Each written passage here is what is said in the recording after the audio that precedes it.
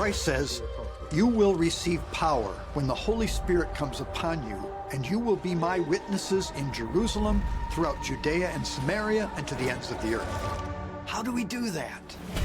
It requires 4 things: prayer, learning, belonging, mission. The result? We'll each be better equipped to bring the love of Jesus Christ and His holy church to a contemporary society in desperate need of His divine healing, teaching, and peace. I'm Bishop Earl Boyea of Lansing. Join me on this year-long journey as week by week we master how to respond to that call of Jesus Christ to each of us. This is Be My Witnesses.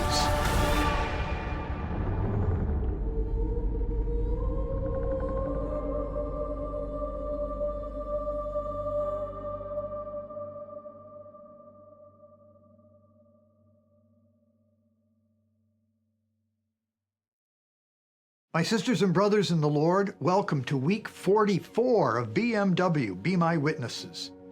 I'm Bishop Earl Boyea of the Diocese of Lansing.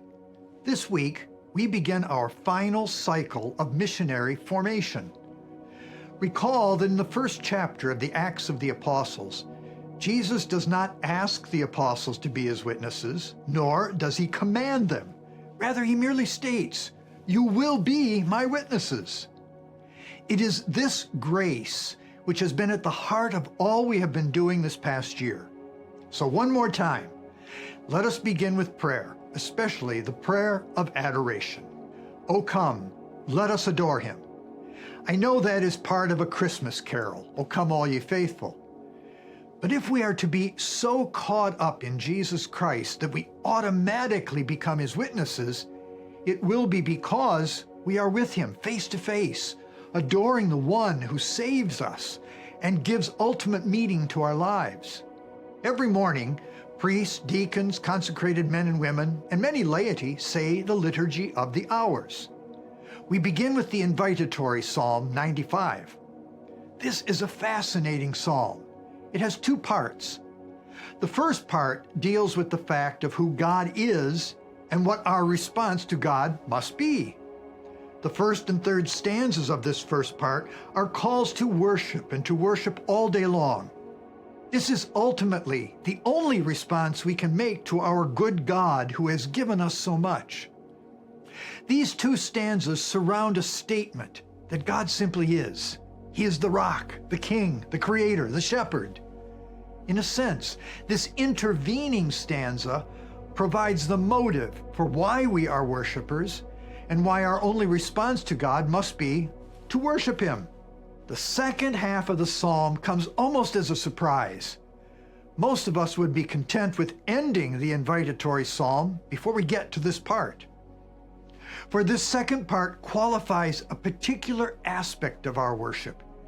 Here it is that we acknowledge that our day will not simply be one of praise as we worship God, but it will be also one of obedience. That is the true worship we will render. At the beginning of each day, we recognize that we will be obedient to God in all that we do, and not to harden our hearts to God's will. We are often tempted to think we know a better way. This will be a constant temptation for all of us. What a great way to start each day. This psalm is a daily warning to each of us. So, adoration, especially before the Blessed Sacrament, is a way to recognize who we are. We are beloved sons and daughters who will be tasked to know and to do God's will every day. Our challenge this week is at least once, and preferably several times, let us place ourselves before the Lord, before the Blessed Sacrament, and simply adore Him, such that our hearts will be fully open to doing the Father's will. Perhaps use Psalm 95 for motivation. Until next week, may God bless you.